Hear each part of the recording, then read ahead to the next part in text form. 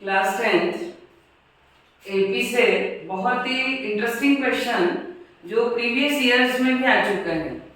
तो क्वेश्चन है कि find the AP whose third term is 16 and seventh exceeds the fifth term by 12. Find AP. Arithmetic progression. तो arithmetic progression में हमारे पास sequence given होती है और सीक्वेंस इस तरीके से होती है कि सपोज 2, 4, 6, 8 एंड सो ऑन। तो it is known as first term of an AP and if we get the common difference means suppose second term minus first term, third term minus second term, fourth term minus third term, इस तरीके से हम common difference find out करते हैं। तो यदि ये same है, if the common difference between two consecutive numbers is same for whole series, यदि पूरी सीरीज में इस तरीके से दो नंबर्स का डिफरेंस यदि सेम आता है, it means they form an AP, वो एक एपी फॉर्म करते हैं। तो उस एपी से हमारा क्वेश्चन है कि फाइंड द एपी, हमको एपी फाइंड आउट करना है whose थर्ड टर्म इज 16। अब हमने सपोज किया कि let a be the first term of an AP, किसी एपी की फर्स्ट टर्म ए है and d is the common difference, और डी है वो कॉमन डिफरेंस है, उसको हमने डी से डिनोट किया। तो हमारे पास जैसा क्वेश्चन गिवन है उस बेस पर हम सॉल्व करेंगे। इसके लिए सबसे पहले हमारे पास एक फॉर्मूला है कि nth term of an AP is equal a plus n minus 1 into D. nth term of an AP is equal a plus n minus 1 into d, where n means number of terms, a means first term of an AP and d is the common difference. तो अब यहाँ पर as per question कि third term, तो हम इसको denote करेंगे कि a3, third term of an AP means n is equal 3। तो third term of an AP is, ये है कितना 16, तो इज इक्वल 16। अब पहले इसको सॉल्व करेंगे, तो ये फॉर्मूला यहाँ अप्लाई करेंगे, n इज इक्वल हमारे पास है 3, तो ये होगा a plus 3 minus 1 into D is equal 16। So a plus 3 minus 1 2, तो 2d इज इक्वल 16। तो ये हमारे पास फर्स्ट इक्वेशन हम इसको बोल देते हैं। ये फर्स्ट इंफॉर्मेशन से हमारे पास इक्वेशन बन गई। अब एंड के बाद देखिए सेकंड स्टेटमेंट है कि seventh term exceeds the fifth term by 12। इसका मीनिंग अच्छे से समझना चाहिए। सेवेंथ टर्म, तो हम लिख रहे हैं कि a7 अब वो है तो is equal exceeds, exceeds means ज्यादा, ज्यादा यानी प्लस मोर, तो एक्सीड्स तो हमने कर दिया प्लस किससे, the fifth term, fifth term से, तो हम लिखेंगे यहाँ फिफ्थ टर्म से कितना बाय 12, तो हम यहाँ पर लिखेंगे प्लस 12। यदि किसी भी क्वेश्चन का मीनिंग हमको अच्छे से समझ में आ जाए तो उसकी इक्वेशन बनाना बहुत इजी होता है कि सेवेंथ टर्म जो है exceeds the fifth term, fifth term से ज्यादा है कितना, तो बाय 12, तो प्लस 12। इस तरीके से हम इससे सेकंड इक्वेशन फॉर्म करेंगे। अब इतने पोर्शन में भी हमने n की प्लेस पे 7 रख दिया, तो ये बन जाएगा a plus 7 minus 1 into D is equal a plus 5 minus 1 into D plus 12। ये जो 12 है, और हमने first term of an AP A suppose किया है and the common difference is D.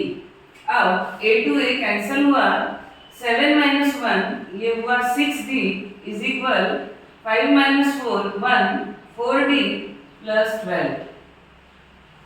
इस तरीके से अब ये है 6d minus 4d is equal 12. So 6d minus 4d 2d, ये होगा 2d is equal 12. So d is equal 12 upon 2 means 6. तो हमारे पास यहाँ से d की वैल्यू आ गई है कि कॉमन डिफरेंस हमारे पास है 6. अब इस d की वैल्यू को हम फर्स्ट इक्वेशन में सब्स्टिट्यूट करते हैं. a plus 2d is equal 16 और d is equal हमारे पास आ गया है 6.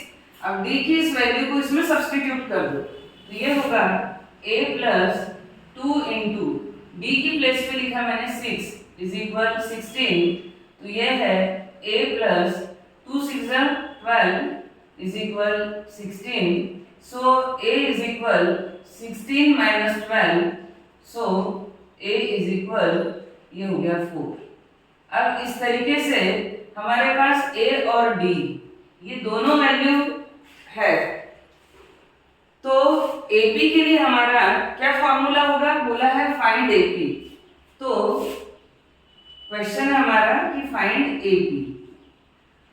AP होती है हमारे पास a plus d, a plus 2d, a plus 3d and so on.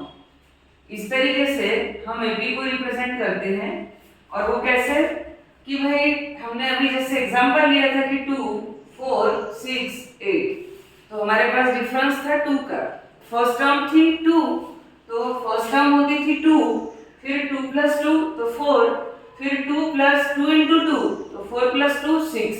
इस तरीके से हमारी AP फॉर्म होती है. तो अब हमारे पास यहाँ A की वैल्यू है 4 और D की वैल्यू है 6. तो इस बेस पर हमारी AP क्या होगी, A means 4, तो first term is 4. Second one कि 4 प्लस D means है 6, फिर 4 प्लस 2 into 6 तो 2 6 12. और इस तरीके से हम वैल्यू सब्स्टिट्यूट करके AP को इलोंगेट कर सकते हैं. तो ये हो गया 4 और 4 plus 6 10, ये 12 plus 4 16. आप देख रहे हो कि 4 plus 6 10, 10 plus 6 16, 16 plus 6 22. इस तरीके से AP को आप एक्सपेंड कर सकते हो. सेकंड, कभी कभी इन क्वेश्चंस में ये भी आ जाता है कि भाई find the 29th term also. By the way ऐसा क्वेश्चन आ जाता है कि A29, तो उस कंडीशन में इसमें अब हमारे पास A और D दोनों वैल्यू अवेलेबल है. तो उस कंडीशन में ये फॉर्मूला बनेगा A plus n minus 1 into D. तो 29 minus 1 into D means 28D.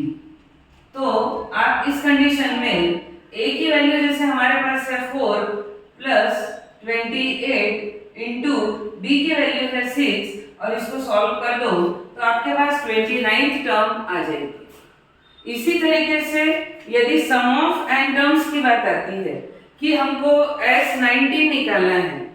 S का मीनिंग होता है सम ऑफ टर्म्स और 19 है तो सम ऑफ 19 टर्म्स. तो उस कंडीशन में सम के लिए हमारे पास दो फॉर्मूले यूज होते हैं. If last term is given then sum of n terms is equal होता है कि Sn is equal n upon 2 into A plus L, where n number of terms and L means last term of an AP, किसी AP की last term. और यदि हमारे पास last term ना होके A और D की वैल्यू है तो फॉर्मूला होता है n upon 2 into 2A plus n minus 1 into D. उस कंडीशन में A n और D की यदि वैल्यू हमारे पास है तो हम कितनी भी टर्म्स का सम फाइंड आउट कर सकते हैं. तो ये हमारा 10th की AP से क्वेश्चन था. ये PYQ का क्वेश्चन है.